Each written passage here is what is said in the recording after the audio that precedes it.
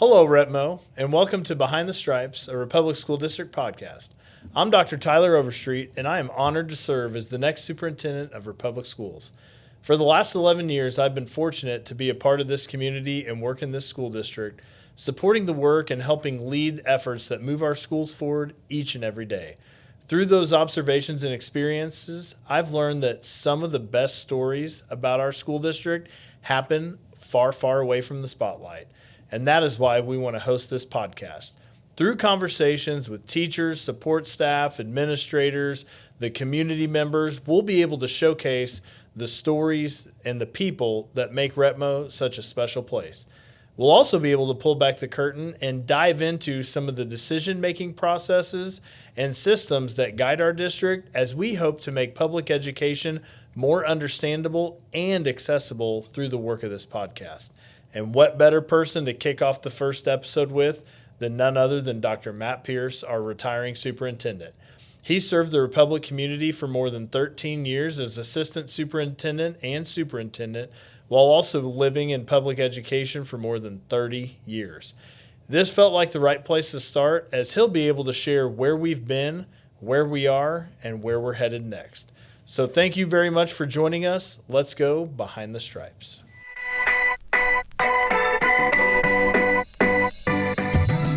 Dr. Matt Pearce, welcome to Behind the Stripes. Want to just start off, you and I have worked together for so many years. You think back to when we first crossed paths at Glendale High School. You were a principal. I was a social studies teacher, PE teacher, and a coach. Who would have ever thought we'd be sitting here today? What do you think about that? It's really pretty wild to contemplate. You were a young head coach seeking candidate and came in and interviewed, and I remember you had several binders with you, which I find ironic now because nothing is paper anymore for you. You're all digital. That's true. And so you had your binders, and you were well organized, and you were energetic and ready to go, and you did a great job on the interview. But would I have thought then that in 2026 we would be here doing a podcast as I'm leaving and you're taking over? I don't think I could have put that together, but what a ride it's been, and a good one. Yeah, for sure. I was kind of tracing it back in my mind with this kind of ending this year of our professional relationship.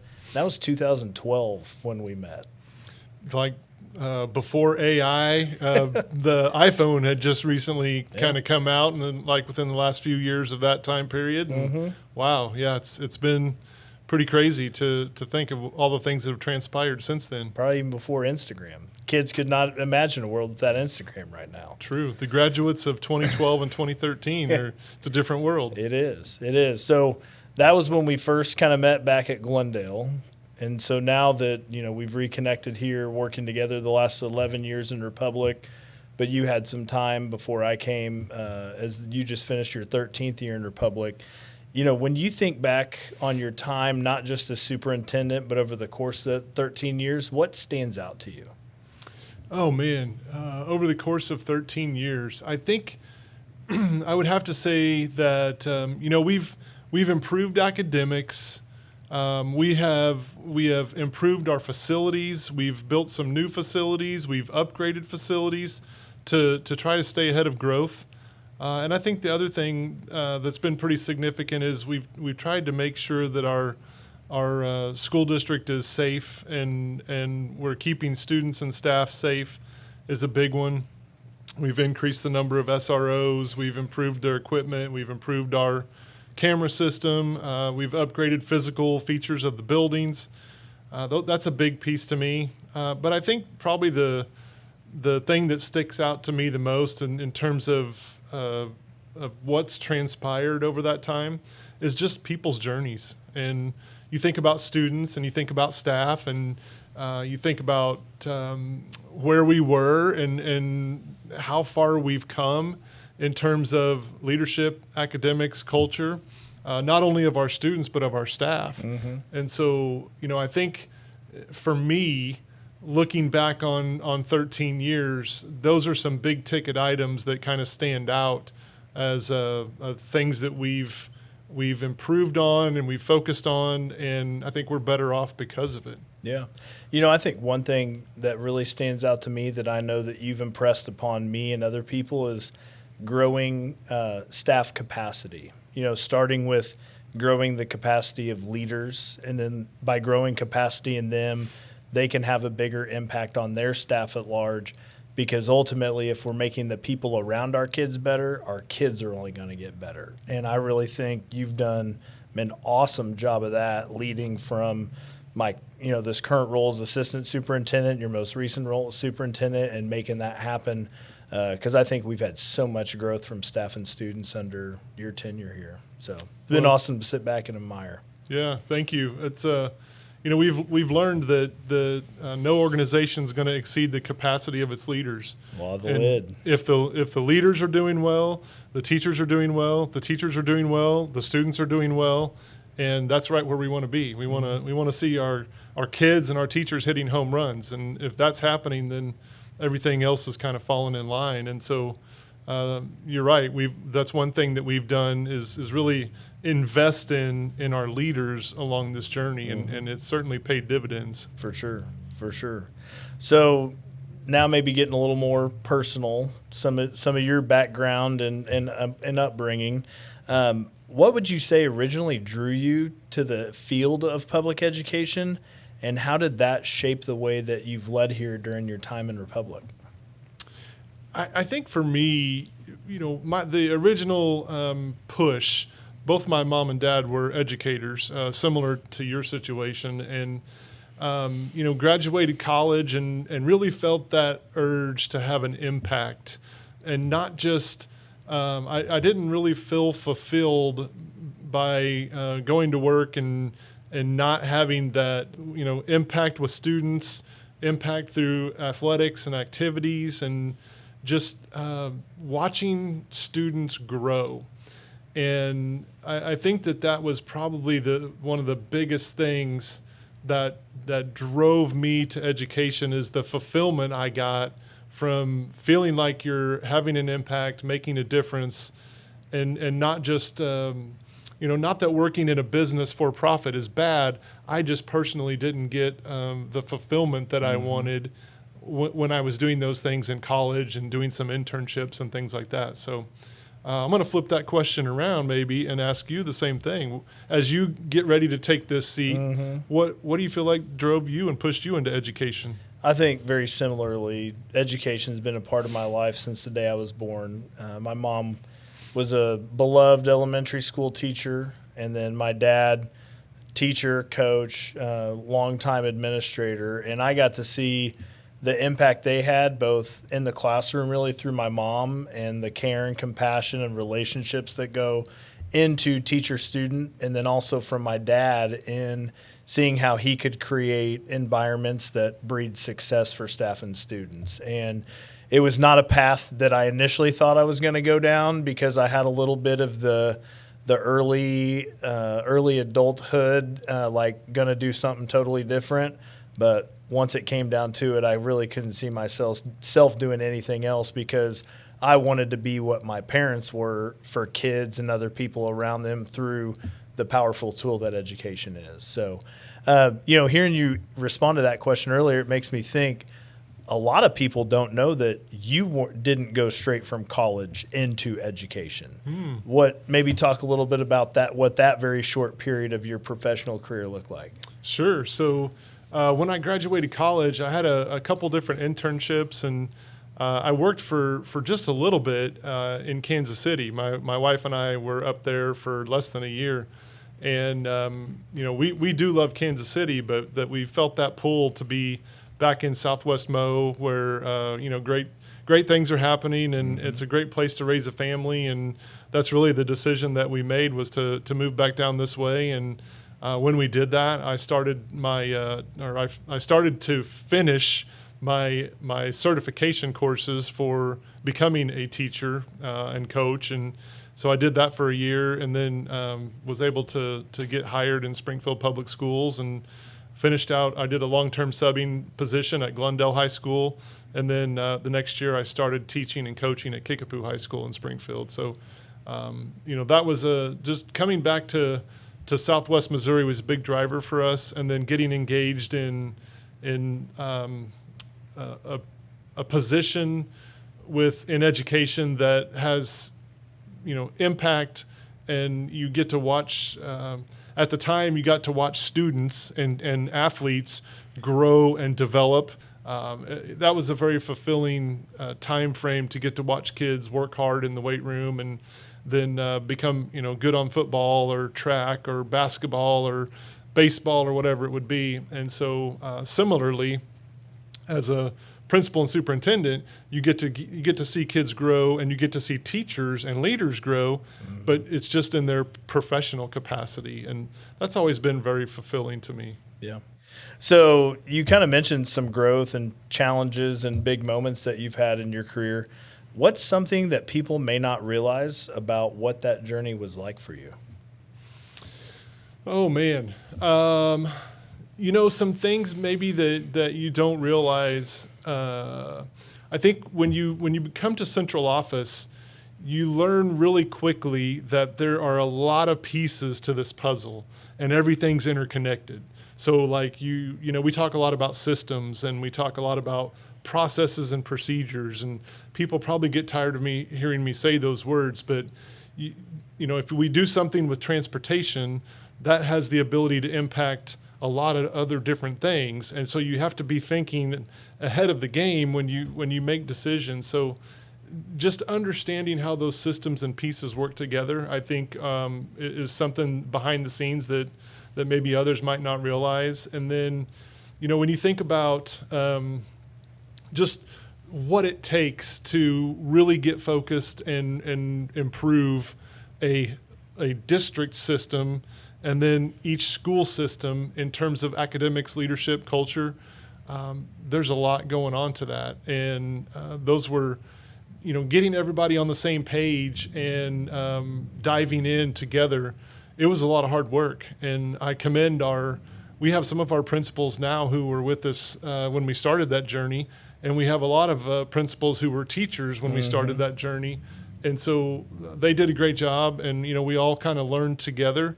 But those behind-the-scenes moments of strategizing, but then getting the work done, it's a lot, and it's not easy. It's how it is. You led the high school, and there's many pieces to the high school, and I know that that was one of the things that I really liked about you when you were interviewing for the current position you have as assistant superintendent, and so you understand that. And what was your reflection of that time of improving and getting better and focus? Yeah.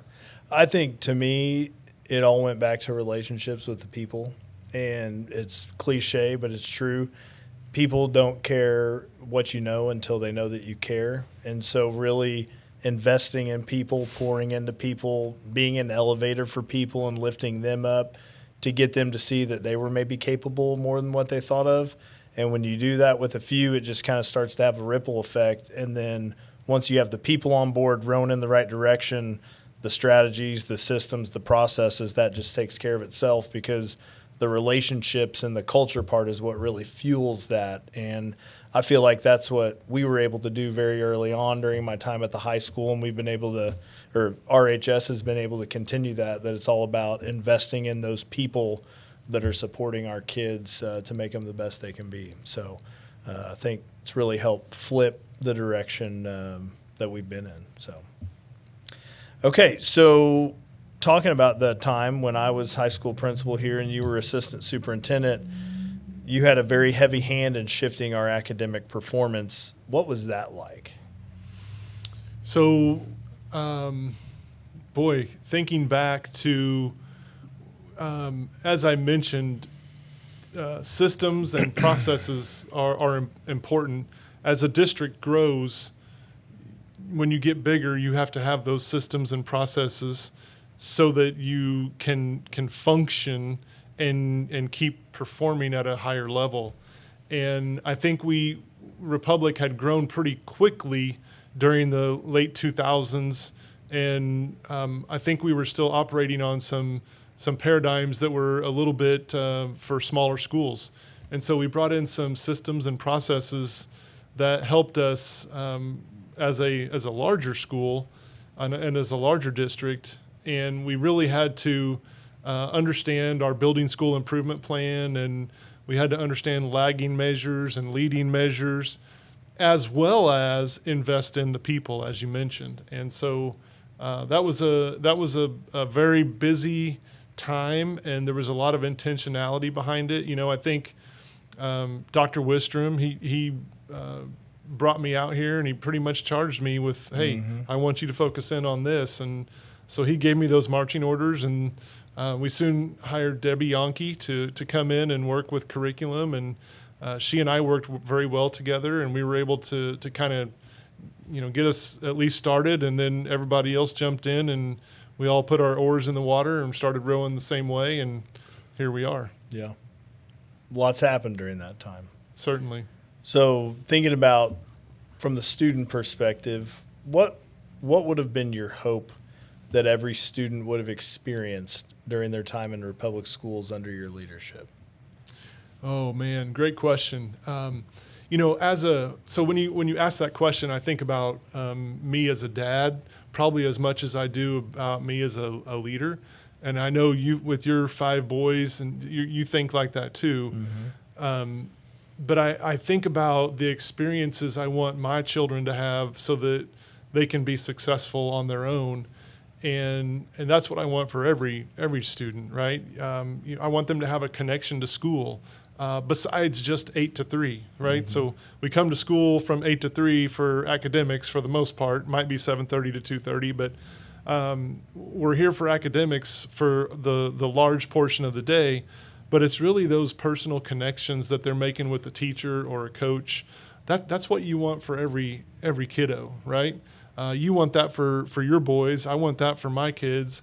And every single parent out there, I think, wants that for their student.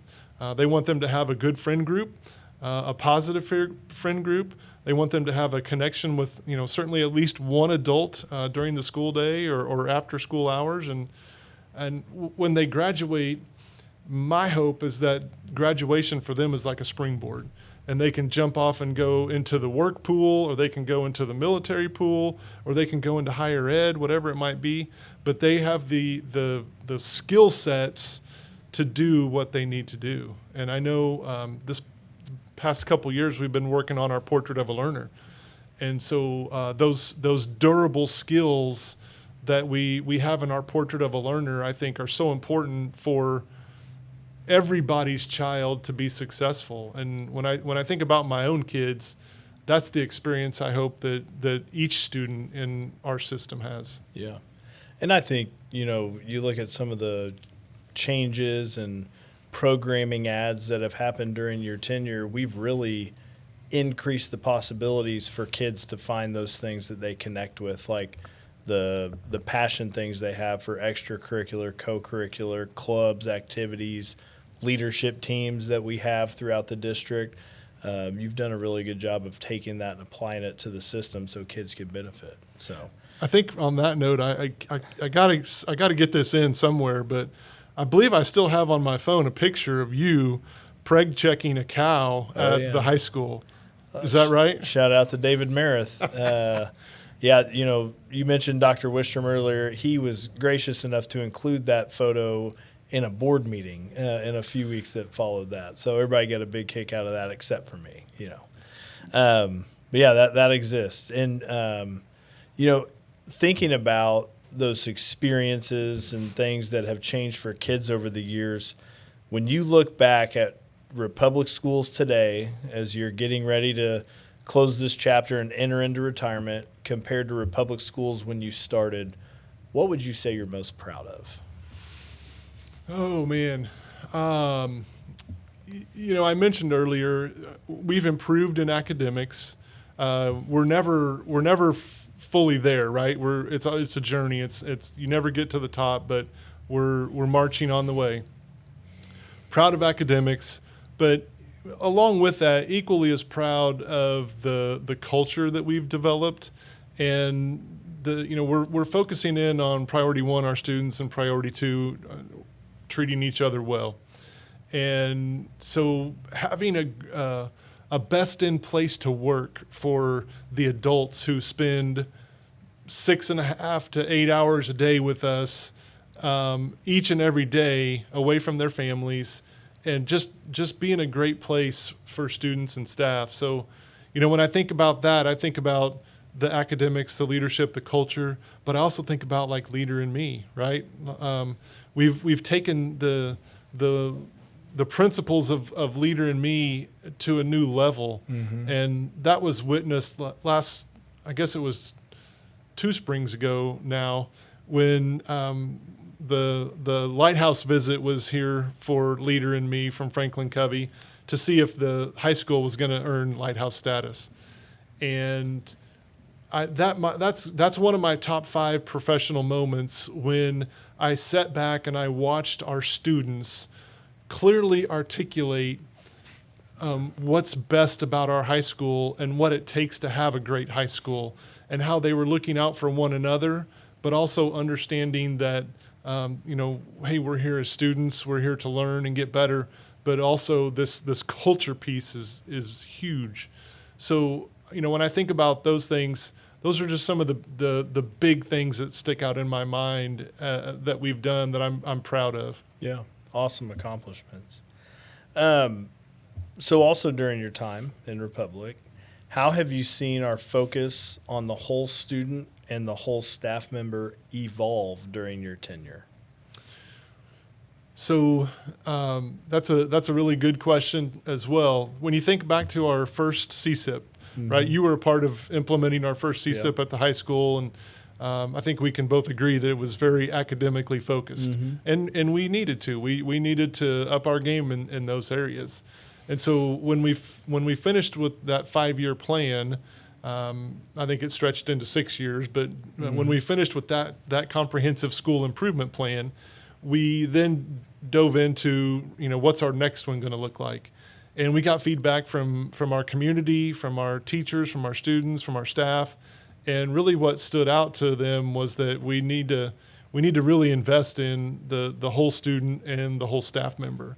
And so I think for me, the actions that we've taken to invest in our students and staff during my tenure, when we've had that kind of that second strategic plan going, that's been very meaningful. And I am a process and procedures, and let's look at leading measures, lagging measures, and see how we're doing. But I would have to say definitely in this part of my educational leadership journey, that how are our people doing, that culture has certainly taken a front seat to make sure that we have a great place for students to come every day, and we have a great place for staff members to come every day. Yeah. And I think you point out right there that leadership really is finding that balance between the two things, right? Like finding the balance between the culture, but then also having the results-oriented piece to it as well. And there's different times in an organization's journey that one may need a little more love than the other, but the two are not mutually exclusive of each other. They both have to exist for organizations to know where they're going and how they're going to go about getting it. And you've done a great job leading us through that the last 13 years. So when you think about, thank you for the kind words, what you said made me think about when you were a high school principal, how did you manage that push-pull of expectations, growth, culture? How did you manage that as a high school principal with your team? I think being very clear about where we were going gave everybody that sense of purpose. And then having the relationships with people helped understand what motivating factors I could use as I coached people for knowing when to push them and knowing when to pull them back a little bit. And if it hadn't been for the relationship, I really wouldn't have been able to individualize that. And I don't think our work would have been as impactful. Whereas really focusing on relationships allowed our team of leaders to understand what each person needed and apply those buttons to be pushed at the right times to get the right things accomplished for kids. Yeah, you did a good job of that. And I think the high school principal position and the superintendent position are are kind of similar in that you're in charge of a large group. And so, I look forward to, Tyler, watching you navigate those waters and pull and push and love on and support people with all those things that you just mentioned. And I look forward to watching Republic Schools for sure. Well, I appreciate that. No, we'll have a big cheerleader for Republic Schools in Matt Pearce. That's right. Being an old football player, you probably haven't been referenced as a cheerleader too much. That's true. I haven't. So as you step away, what gives you confidence in where the district is headed? You mentioned how we have grown internally grown our people. And when we had our June leadership meeting last week, I looked out at that group, and our leaders in the district, our principals, assistant principals, our directors. When I look at that group, I think you've got an outstanding core group of people to work with. And I know what their capacity is. I know what their heart for kids is. I know that they're not done growing and they're going to continue to get better. And so when I think about where we are as a district, and everybody in that room understands what a shared journey looks like, I'm really looking forward to watching you guys continue to grow. And you and I have talked about this before, but whatever the state or the federal government might throw at us in terms of requirements, we can handle those. We might need a little bit of adjustment time if it's something fairly, drastically different than we've been doing, but we've got a good system. We've got good leaders. We've got good people that care about others, and they care about Republic as a community. And so I'm very excited to see where you guys go from here and take us to a new level. Yeah, I agree. We have an awesome team, and excited to continue to carry that work forward. So as you think about me stepping into this new role, what advice might you give me? Oh, man. I mentioned it's kind of like there's some similarities with high school principal. And I think my advice to you would be to make sure you listen to everybody around you. And, you're one person, and you do a good job of connecting with all those people. So I don't think it's going to be anything that you can't do or not used to doing. But there's a lot of people in our district. And, from when you get out in buildings, and then there might be a custodian or a paraprofessional or a teacher or a bus driver that has a great idea. And take those great ideas and implement them as best you can, and help people hit home runs. And I have no doubt that you can do that as you transition into this leadership role. Awesome. Well, thank you for that. You bet. So what would you say that you would like staff, students in the community to know about your journey with Republic Schools? What would be something you would want them to remember you for?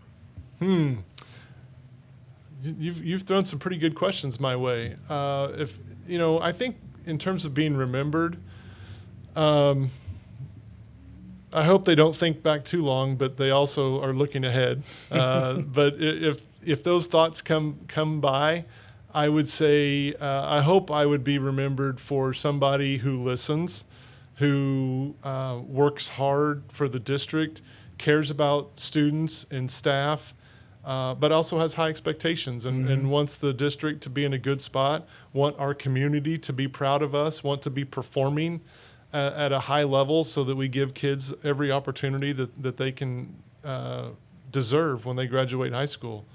So, those are some things that are probably dear to my heart, and I hope as we've navigated these 13 years that our shared journey would resemble some of those qualities and characteristics if they were going to think back and reflect on these 13 years. Yeah, for sure. Well, you've done a great job laying the foundation, and I know I'm just excited as I step into this new role to continue to be the same person that I've been as a leader here for 11 years. A large part of me you have helped shape, and I feel like that's, we're set up to really just continue to hit the ground running day one, with me having been here and especially serving as your assistant for 6 years and seeing the direction we're going and knowing the people and having a rapport with student body as a whole that we'll be able to continue to pursue academics, culture, and leadership, and really just continuing to carry the work forward and taking care of students and staff in the manner that you and those before you have done. Because this Republic's a very special place, as you know, not just as a community, but also as a school district. And it's an honor to follow in your footsteps and continue to serve the community and district that we all love. So thank you for showing the way. Well, thank you. And let me flip that question to you, right? Like you said a few of those things, but as you're putting on the superintendent hat and in charge of, 6,000 people each and every day, what are some things that are top of mind for you as you transition into this role? I think continuing to focus on students and staff. I've always tried to heavily anchor my decisions and making decisions what's best for kids. And when it comes to doing what's best for kids, I also want to prioritize what support does our staff need to help get that done. And having a level of familiarity, being in the district for 11 years and stepping into this role, I feel like I'm very comfortable with that, while also being able to look at it through this new seat from a different perspective. Previously my perspective has heavily been on the academic side. We're now seeing how the operational side supports that work and bringing it all together as the conduit between the district and the Board of Education and the community. I'm really excited to see what that looks like and continue to help move us forward. Well, I know that you certainly have the skill set, and with our Board of Education leading the way, you and your team, you guys are going to hit home runs and go to new heights for Republic schools in our community. And it's very humbling to serve in this role, and I know that you'll continue that tradition and do great work. That I will. Well, I appreciate it, and I know while our professional careers will no longer be on the same path, I know that I'll always have a great friend and a great mentor for the rest of my life. So appreciate that. Likewise. Thank you very much. Hey, thank you. You're the first guest on the Behind the Stripes podcast. So appreciate you taking a risk there. Well, hey, I enjoy the conversation, and just nice to reflect and think about Republic schools and our community and where we're going and heading. And like I said, I think you guys are going to do great work. Awesome. Appreciate your time. Have a good day. Thank you.